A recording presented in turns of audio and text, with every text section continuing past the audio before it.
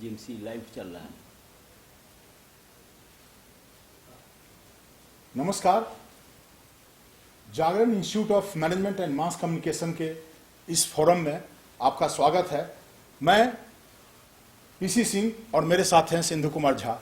आज हम आपके सामने बातचीत करेंगे। हम आपस में जो देश में आज फिर कांग्रेस के सामने कांग्रेस एक घनघोर संकट की दौर से गुजर रहा है।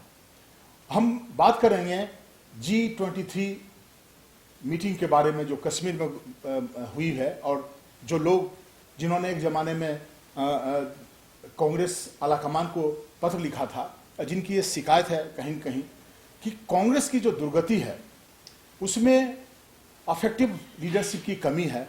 उन लोगों का जो डिमांड था वो ये था कि एक परमानेंट प्रेसिडेंट होना चाहिए। और अगर मैं स्पष्ट रूप से कहूं तो इन लोगों को कहीं न कहीं ये चीज, ये मैसेज देना चाहते हैं कि वो राहुल गांधी से कांग्रेस का की नैया बेड़ा पार नहीं हो पाती है। लेकिन जो सबसे मौजूदा सबसे महत्वपूर्ण सवाल है, जिसके ऊपर हम सब लोग या कोई भी जब बात करेगा तो उसी पर फोकस होकर के हो जाएगा कि क्या ये जो G23 कांग्रेस का विकल्प बन के उभर सकता है? क्या कोई जो लोग जो इस तरह की बात कर रहे हैं उसमें से किन्हीं में इस तरह का क्वालिटी है? क्या वो कोई इस तरह का उनके पास कोई मुद्दा है जिसके चलते वो कांग्रेस को इकट्ठा कर सकें और नेहरू परिवार से अलग कोई नया मैसेज देकर के लोगों को कांग्रेस की तरफ आकर्षित करेंगे? ये सबसे महत्वपूर्ण सवाल है। और खास करके महत्वपूर्ण इसलिए है कि हम लोगों ने कांग्रेस का इतिहास देखा है। 1885 में जिस पार्टी का गठन हुआ, और ये कोई पहली दफा नहीं है कि इस तरह का हलचल हो रहा है। पता नहीं कितनी बार कांग्रेस पार्टी टूटी और फिर जो लोग बाहर गए वो मिला जुला करके इक्का दुक्का लोगों को छोड़िए तो बाकी लोग फिर विलीन हो गए। तो इस संदर्भ में मैं सिंधु जी से बात ये पूछना चाहूंगा, ये बात ये करने का कोशिश करेंगे कि आपको क्या लगता है कि जो G23 का के सवाल पे जो हलचल मची हुई है कांग्रेस के अंदर, क्या इसका कोई इंपैक्ट आपको लग रहा है कि या ये लोग एक विकल्प दे पाएंगे कांग्रेस के लिए और यहाँ के कांग्रेस के समर्थकों के लिए? देखिए, अगर कांग्रेस का इतिहास अगर आप देखें, गहराई से अगर देखें और सूक्ष्मपूर्वक उसका विश्लेषण करें तो ये कोई कांग्रेस में पहली बार नहीं है कि इस तरह की जो विक्षुब्ध लोगों की, जो डिसिडेंट लोगों की जो गतिविधि है हुई है। ये कांग्रेस कई बार टूटी है और टूट के फिर बनती चली गई है। अगर हम आंकड़ों को गिनाएं तो कम से कम 50 बार कांग्रेस टूटी है। 1885 की बात से लेकर जो लेटेस्ट राजीव गांधी के टाइम में भी आप कह सकते हैं, सोनिया गांधी के मुद्दे पर जैसे गया, जनता पार्टी के टाइम में भी 77-79 के बाद जो था कांग्रेस टूटी थी, वो लेटेस्ट था। लेकिन मैं यहाँ पर आपको 1969 का बताना चाहूँगा, जो उसमें और आज में क्या सिमिलैरिटी है। आपको याद होगा 1969 में भी जो जितने भी नेहरू के समय में जो कैबिनेट में थे कांग्रेस के, जो बड़े बड़े, जो इंदिरा गांधी से सीनियर लोग थे, वो लोग अपना एक ग्रुप बनाते थे और इंदिरा गांधी को नहीं लाइक करते थे, और इंदिरा गांधी ने उन्हीं को पार्टी से निकाल दिया जो सिंडिकेट कहलाता था। मोरारजी देसाई और तमाम सारे लोग थे, YB चौहान वगैरह सब इधर आ गए थे, लेकिन जो सिंडिकेट बना था वो सब बना था। लेकिन उस समय में इंदिरा गांधी ने क्या किया था, तो सोशलिस्टों को, कम्युनिस्टों का ये लेने के लिए गरीबी का, आपको याद होगा कि 1971 में गरीबी हटाओ का नारा उन्होंने दिया था और कैसे कम्युनिस्टों को किया था। आज जो है कांग्रेस की स्थिति है उसमें 69 की ही तरह है। सिंडिकेट तो है, ये सारे बड़े बुजुर्ग हैं जो कि राहुल गांधी से बड़े हैं उम्र में, सब चीज सही है और बड़े नेता लेकिन हैं, वो सवाल भी सही उठा रहे हैं। लेकिन हाँ, वो गरीबों का मुद्दा था 69 या 71 में, वो मुद्दा नहीं, वो मुद्दा बीजेपी के पास है, मुद्दा बीजेपी के पास है। तब आप कहेंगे कि ये कांग्रेस में, तो कांग्रेस का तो इतिहास रहा है कि गांधी नेहरू परिवार के बाहर जो को भी आवाज उठाया है, एकदम सही बात, वो हमेशा से वही बात कर रहा हूं। जो आप जिस 1969 का स्प्लिट की बात आप कर रहे थे, वो किन परिस्थितियों में स्प्लिट हुआ? इसलिए हुआ कि इंदिरा गांधी नई प्रधानमंत्री बनी थी, देश की नेता बनी थी, और वो इतनी कमजोर लगती थी कि लोहिया तो उसको गूंगी गुड़िया कहा करते थे उसको। और इंदिरा गांधी को कहीं कहीं लगता था कि ये जो कांग्रेस के बड़े बड़े लोग हैं, मोरारजी देसाई, एस निजलिंगप्पा, SK पाटिल और बाकी लोग, तमाम लोग, ये बाकी लोगों से छुटकारा पाने का एक ही तरीका है। और इसी तरह से इसी समय में हुआ क्या कि वो राष्ट्रपति का चुनाव हुआ जाकिर हुसैन की मृत्यु के बाद, और कांग्रेस ने अपना अलग उम्मीदवार बनाया था प्रेसिडेंट का, और इंदिरा गांधी ने पार्टी के उम्मीदवार के खिलाफ बीबी गिरी को खड़ा करके और कांग्रेस के उम्मीदवार को हराया। उसके बाद भी जब पार्टी टूटी, स्प्लिट होती है पार्टी में, तो लोग तो फिर इंदिरा गांधी के साथ देखिए, एक चीज और मैं इसमें कहूंगा कि कांग्रेस का इतिहास ये भी रहा है कि कांग्रेस बहुत दिनों तक सत्ता से बाहर नहीं रही है। पूरा अगर इतिहास आप देखें जब से आज़ादी के बाद से, तो बमुश्किल 5 साल रही है बाहर या 3 साल रही है बाहर। ये पहली बार है जो 5 साल की जो लक्ष्मण रेखा को क्रॉस किया है, और ये 10 साल रहेगी बाहर। तो कांग्रेस में जो लोग होते हैं वो बेसिकली सत्ता के साथ जुड़े हुए रहते हैं, उनकी छटपटाहट को समझा जा सकता है। जितने भी बड़े लोग हैं, कपिल सिब्बल हुए, गुलाम नबी आज़ाद हैं, आनंद शर्मा हैं, ये तमाम सारे, वीरप्पा मोइली का मैंने स्टेटमेंट देखा तो वो कह रहे थे कि नहीं वो लेटर तो ठीक था लेकिन लक्ष्मण रेखा नहीं नांगनी चाहिए।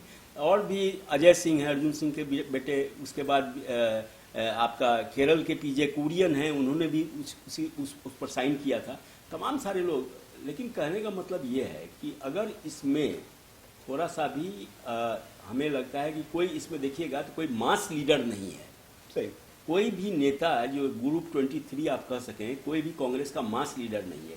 ये इनके अंदर छटपटाहट है, ये चाहते हैं कि अब जैसे राज्यसभा का सीट नहीं दिया गया, दूसरी तरफ तरफ रिटायर कर दिया। नहीं, दूसरी तरफ राहुल गांधी भी अकेले नहीं है। आज अधीर रंजन चौधरी ने जो कहा, स्टेटमेंट दिया कि लोग बीजेपी में मिलने की कोशिश कर रहे हैं, का स्टेटमेंट में देख रहा हूं। सही नहीं तो ये लोग आरोप लगा रहे हैं कि उनको जो है कम से कम फोन करना चाहिए था। फोन कौन ये सब करेंगे? राजनीति में ये सब चीज होते ही रहती है कि फोन करना चाहिए। और असली बात है, कोई भी पार्टी कोई सरकार में लेकिन राहुल गांधी को देखिए, एक फोटो बहुत आजकल वायरल हुआ है कि बाइसेप्स दिखा रहे हैं। भाई, उनको रेसलिंग में नहीं जाना है, उनको प्रधानमंत्री के लिए तैयार करना है, उनको जनता के बीच में जाना है। आप जो कुछ ये सब चीजें जो होती है, जनता में कौन चीज होगा, जनता कौन चीज खरीदेगी। आप मोदी का क्रिटिसिज्म कर लीजिए तो वो किसको खुश करता है? वही जो आपका कंस्टिट्यूएंसी है ऑलरेडी। आप नए कंस्टिट्यूएंसी में जाने की कोशिश कीजिए जो न्यूट्रल है। राहुल गांधी को उस न्यूट्रल कंस्टिट्यूएंसी को देखिए, हमको जो लगता है, मैं बता रहा हूं आपको, मुझे जो लगता है, मैंने जो देखा है, लोगों की मानसिकता भी बदलती है उसी तरह से। अब देखिए, राहुल गांधी एक्सरसाइज कर रहे हैं तो लोग मजाक बना रहे हैं, और लालू यादव क्या क्या नहीं करते थे, लेकिन तालियां बजती थी। तो डिपेंड करता है कि आप किन परिस्थितियों में क्या स्लोगन्स आप लगा रहे हैं, किस बात को कर रहे हैं। और राहुल गांधी के साथ जो सबसे बड़ी विडंबना है, इस बात को आप समझिए, जैसे उन्होंने कहा नहीं, एक नारा जो अभी हाल में उन्होंने दिया, हम दो और हमारे दो का, ये नारा बहुत बढ़िया नारा है, पब्लिक में कैच कर रहा है। लेकिन इस नारे को उन्हीं लोगों ने कैच किया है जो पहले से मोदी के विरोधी लोग हैं। आप इस नारे को उन लोगों तक फैलाइए जो कि न्यूट्रल हैं या जो मोदी सरकार के काम से बहुत दुखी हैं। देखिए, राहुल गांधी को अगर आप देखेंगे इधर 2-4 सालों में जो मुद्दा उठाता है, अगर आप न्यूट्रली देखेंगे तो ऐसा नहीं है कि सब कुछ नॉनसेंस ही राहुल गांधी की बात कर रहे हैं, ऐसी कोई भी बात नहीं। हम लोग को दोनों पक्षों को देखना चाहिए, कोई किसी के पक्ष में किसी विपक्ष में नहीं, गंभीरता से इस बात को ध्यान में देना चाहिए। राहुल गांधी के साथ एक विडंबना यह भी है कि आज उसकी जो तुलना होती है, जिससे अभिषेक बच्चन के अमिताभ बच्चन से तुलना हो जाती है, तो राहुल गांधी की तुलना कहीं न कहीं जवाहरलाल नेहरू से। तो जो जवाहरलाल नेहरू का जो कंट्रीब्यूशन है वो तो इनके पल्ले खाते में नहीं आता है, लेकिन जवाहरलाल नेहरू ने जो गलतियां करी वो सब उनसे पूछा जाता कि आपने कश्मीर को करवा दिया, ये कर दिया। तो खैर, राजनीति में ये सब चीजें चलती रहती हैं। जो दूसरी बात है कि जिसको कि रामचंद्र गुहा ने लिखा था और कंपेयर किया था राहुल गांधी को, कहा था कि आप नरेंद्र मोदी का मुकाबला कर रहे हैं तो देखिए कि नरेंद्र मोदी में क्या क्या क्वालिटीज है। आपके पास वो अस्त्र शस्त्र नहीं है और उससे आप युद्ध लड़ने का कोशिश कर रहे हैं, तो वो तो एक इंपॉर्टेंट बात है। लेकिन धीरे धीरे जैसे कई बच्चों से भी मैं बात करता हूं, मैं सिर्फ बुक से और ये पढ़ करके और न्यूज देख करके नहीं, बच्चों से, आम लोगों, देखिए राजनीति में समझ जो है ना, लोगों के दिमाग में क्या बात चल रही है, अगर आप आम लोगों से पूछिए तो आपको पता चलेगा कि किस तरह से थोड़ा डिफरेंस है। जैसे प्रियंका गांधी के बारे में देख रहा था, मैं एक चीज आपको इसमें बीच में मैं रोकना चाहता हूं। कांग्रेस के साथ अगर आप देखिएगा, कांग्रेस एक ग्रैंड ओल्ड पार्टी है इंडिया का। कांग्रेस का कोई ऐसा गांव हिंदुस्तान का नहीं है जहां पर आपको 1-2 कांग्रेस के लोग निश्चित रूप से। और कांग्रेस के मजबूत होने का भी सबसे बड़ा कारण था कि बूथ लेवल पे, पंचायत लेवल पे वो एक ऑर्गेनाइज्ड पार्टी थी।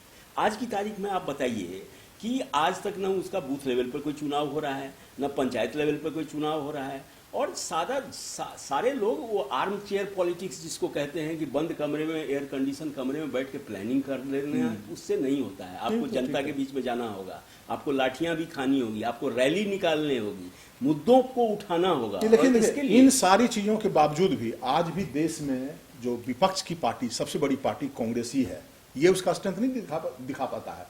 तो चलिए, हमने इसके कई पक्षों पर बात किया है, कई पहलुओं को हमने चर्चा करने का कोशिश किया है, और अगली बार जब हम मिलेंगे तो हम किसी दूसरे मुद्दे पर बातचीत करेंगे। लेकिन तब तक के लिए आपको धन्यवाद।